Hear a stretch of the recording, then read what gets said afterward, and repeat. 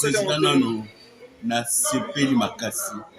Na sepeli makasi ndengo lubaki association ezo organiser eza loko makasi na vivre yango.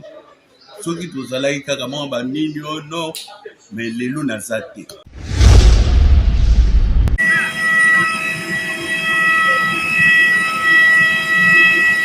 Yewana. Oh, ça, I'm pas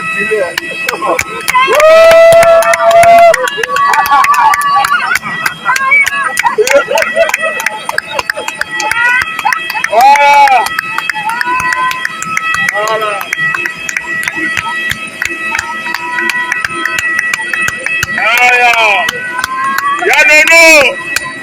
Ya nono.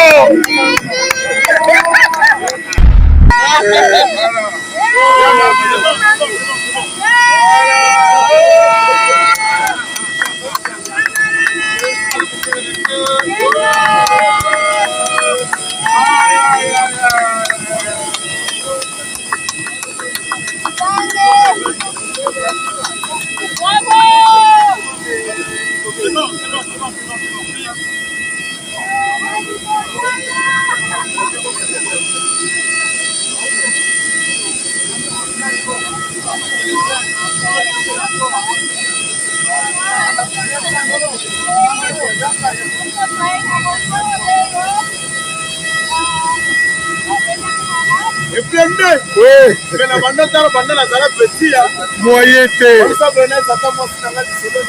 Moyete.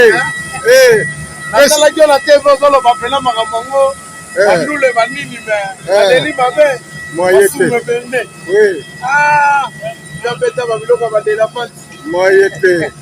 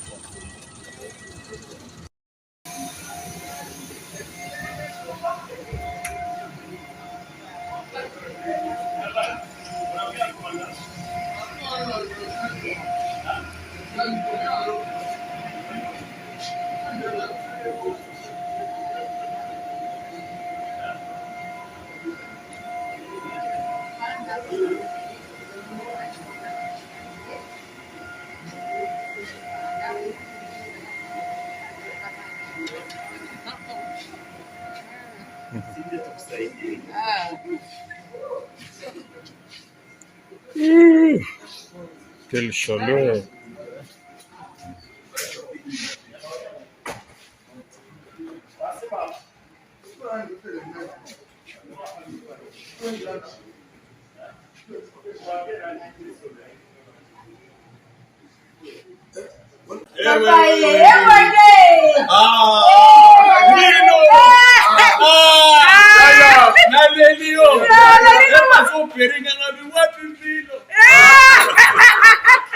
Docteur a tout en anglais. It is the mirror.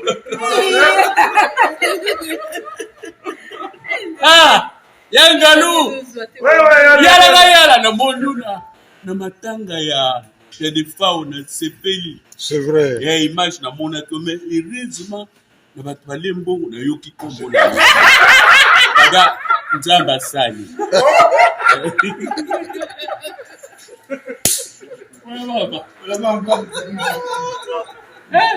Bele logo mosusu motema te.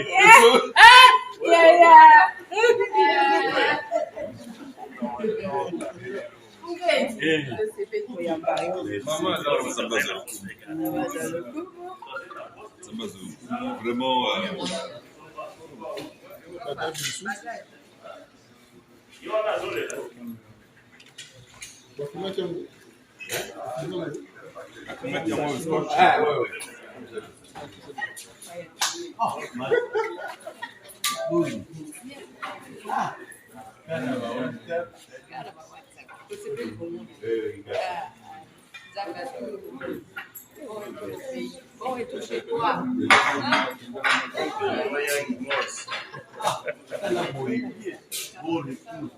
Kuna anglais na sali.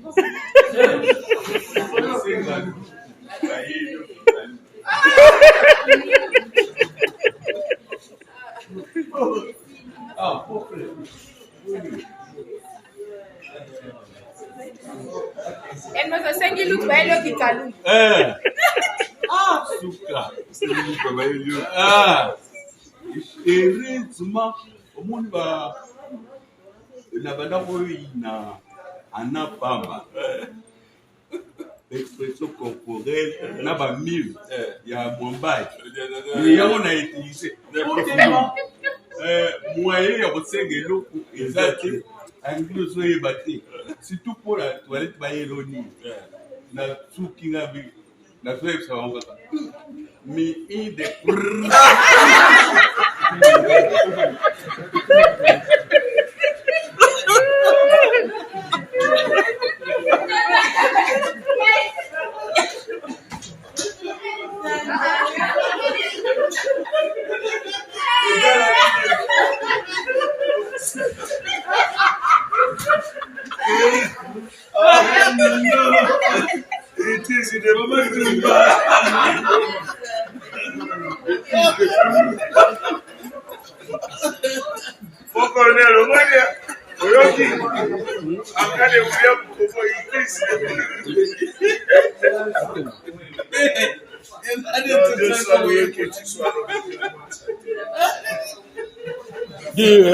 Sentiment na yo ndenge ozongi na mboka en forme.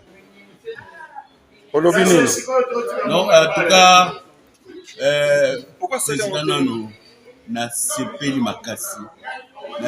makasi ndengo lobaki association eza organisé eza loko makasi na vivre yango soki tozalaki kaka mwa banini ono mais lelo naza te vraiment ndenge boye simplikaki na président Elombe vraiment lelo oyo na fondation oyo nyonso mama asali vraiment merci nga nazalaki mutu naloba lisusu te namonana lisusu te koyoka liwa yango oyo me nzambe aya makasi nzambe aya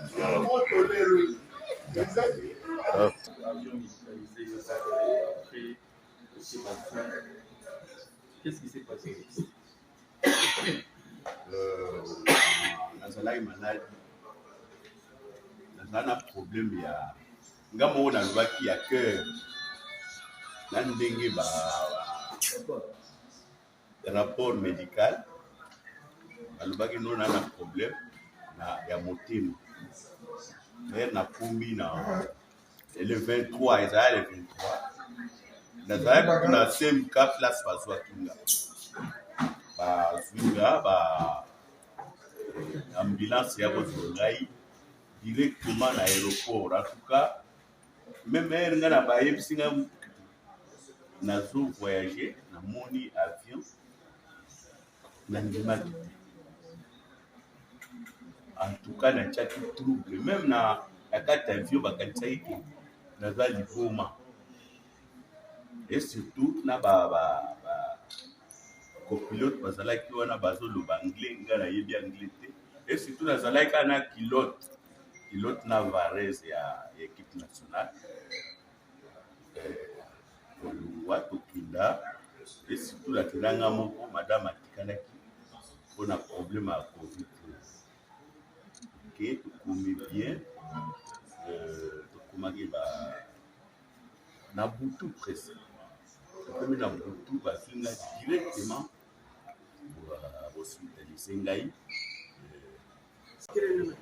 Bon bandeko ndenge bomoni tozali awa na aéroport ya Njili esika touti kozwa koyamba ndeko na biso Yandi Mosi oyo akendeki malade en Afrique du Sud. Fondation Denis Nyakero aluaki avion spécial mpona ye pe ba traitement ya oyo sengeli mpona ye na Afrique du Sud. Sikoyo toza deja ba 0h30 avion yuti kokita touti koyamba ndeko na biso.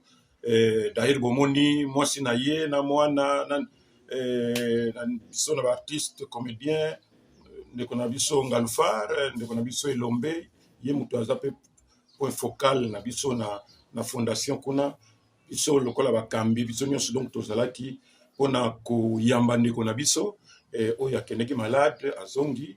En tout cas merci mingi na fondation Denis Nyakero tokanisi que ekokoba kaka na ndenge baza s'occuper na santé ya artiste comédien. Merci mingi bomoni ndenge makambo eleki awa pesi lisusu comme tolobaka na epai na biso na NTPC l'unité rend fort et fait vaincre. So boza na bomoko eh bien victoire ezali ebele bomoni tumba ndenge ezalaki makasi mati mpona kobunda tout ça à partir ya fondation Denis Nyakero pour que makambo nyonso ebongama pour que ndeko na biso akende na Afrique du Sud. Donc encore une fois merci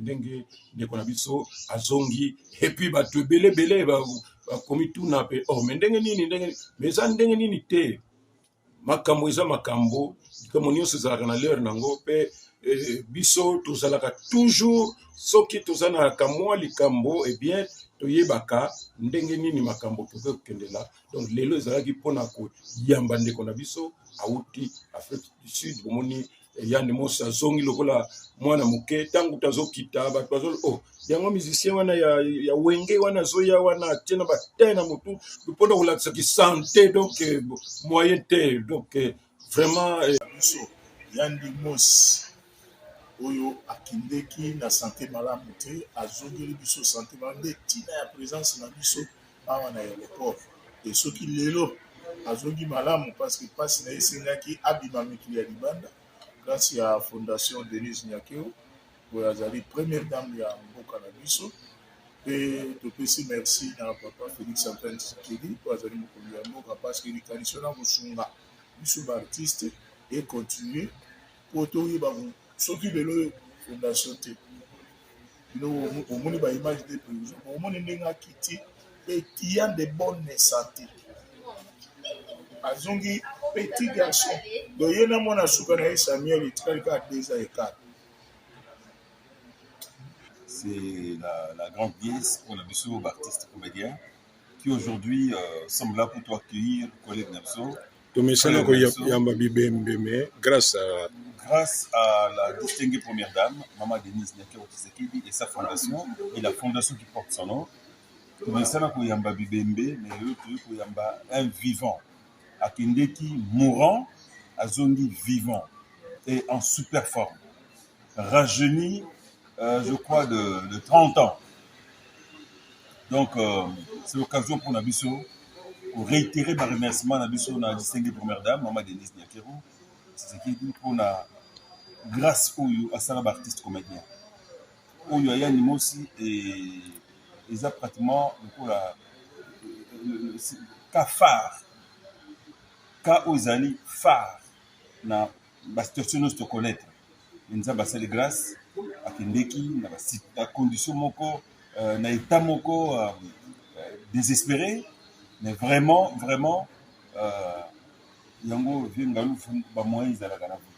Il faut ba moyen il faut ba moyen ntango moto ya motema malamu moto ba moyen ya motema malamu azali apesi moyen solution ezwami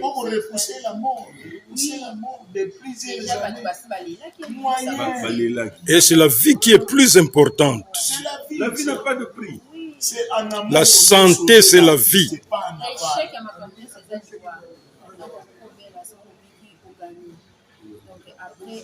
Après la mort des actes, donc nous croyons que nous savons que les artistes